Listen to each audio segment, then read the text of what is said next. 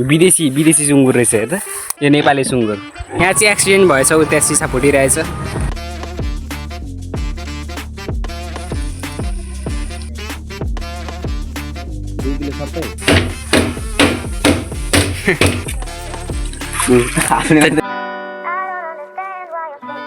अहिले चाहिँ म आएको छु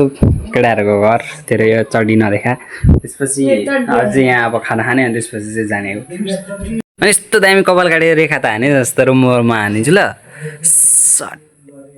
हामी चाहिँ जाँदैछु मैले क्रस फायरमा घर भात ठुसेर भात खाएको भिडियो बनाएन बिर्सिन्छु के गर्नु अब घर गएको हो क्या बक्लर मैले भनेको सक्यो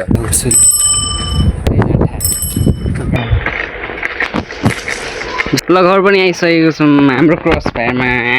यसको क्रस फायर दामी छ पेट्रोल सकेको छैन नि र अहिले चाहिँ हामी जानको लागि रेडी पनि भइसक्यौँ यहाँ सबैजना रेडी भइसक्यो यसलाई चाहिँ भूत जस्तो देखिरहेको छ कपालमा कलर गरेर तर साँच्ची सुहाएको छैन है कालोमै कालो कपालमा सुहाएको थियो यहाँ मेरो फुल ओए नबिगार्न यो कस्तो यहाँ खास मान्छेले दिएको हेर यो यसले त यो भाँचेको थिएन हामी चाहिँ हिँडिसकेको छौँ हाम्रो यात्रामा यता छ एलन कोही कस्तो गोरु देखेको यता छ उषा तैँले कहाँ देख्छस् मैले अनि हामी चाहिँ होम्समा आएर बसिरहेको छौँ यो चाहिँ चोक हो अनि होम्स चोक सर आउनु भएको छ पाडु सर सबैजना बरफ खाँदै हुनुहुन्छ यता पनि बरफ खाँदै हुनुहुन्छ यो भिडियो अप भएपछि यसले यहीँ भ्या बाटोमा खाँदैछौँ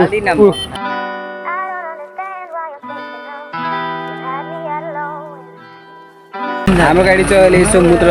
सुसु ब्रेकको लागि रोकिसकेको छ क्यामेरा छ अगाडि पनि गाडी चाहिँ यो रहेको छ तर यसको हगा अलिक मन परेर मलाई एकदम छिटो कुदाएको छ एकदम फास्ट नयाँ बस भनेर होला र यहाँ चाहिँ छ हाम्रो लागि बस्ने ठाउँ बनाइदिएको ओए यो पिसा फेर्ना हो ओए यो पिसा फेर्ना हो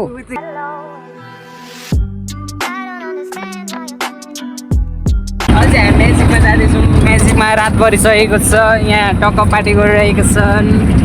आज चाहिँ हामी आएको अर्को दिन हो अनि हिजो चाहिँ लाइन गएर अँध्यारो भएको थियो त्यही भएर मैले हिजो भिडियो बनाइनँ अनि यहाँ चाहिँ श्राद्धको लागि टक्क रोटी पाक्न थालिसकेको छ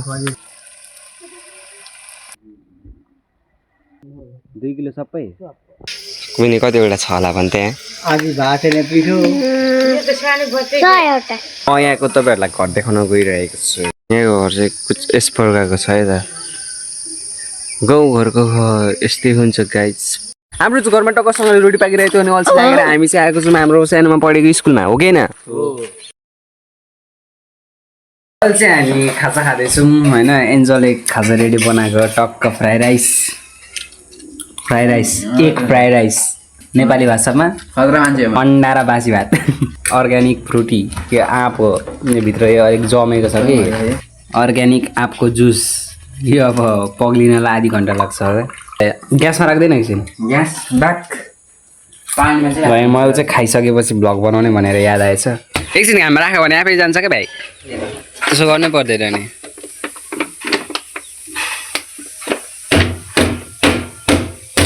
हामी चाहिँ अहिले यस्तो सङ्घर्षको बाटो चढेर जाँदैछौँ दही लिनुको लागि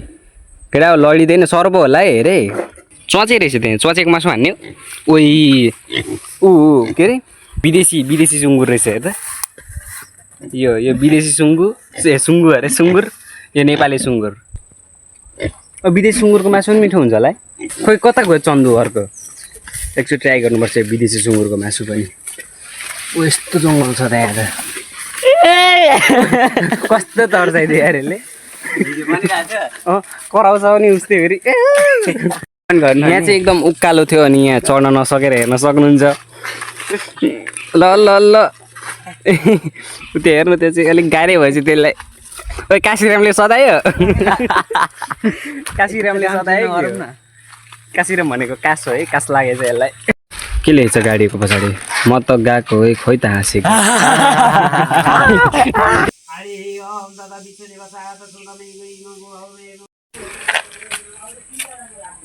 विश्वास लाग्यो के दादा अब लत्त त आएको थियो अघि के हाने भन् के हाने मासु भात खाने मासु भात रोक म मासु भात लिएर आउँछु तिमीहरूको लागि दुधै छ त पुरै यहाँ को हो त्यो टोपी लाउने को हो त्यो टोपी लाउने सबैजना खुसी छैन तैँले खुसी छैन सरा त सकेर पैसा पाइनस्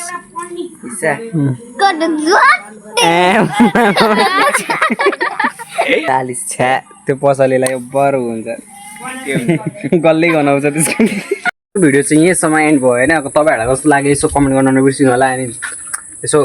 कस्तो लाग्यो भिडियो होइन यस्तै छ अब डेली आउँछ भिडियो डेली मतलब भोलि पर्सि आउँछ होला भोलि नै आउँछ चुप यहाँ गोबर भइसि छैन कहाँको गोबर जे बोल्यो है ल आजको लागि चाहिँ भिडियो यति नै thank you so much for watching भोलि चाहिँ बल खेलेको भ्लग आउँछ ल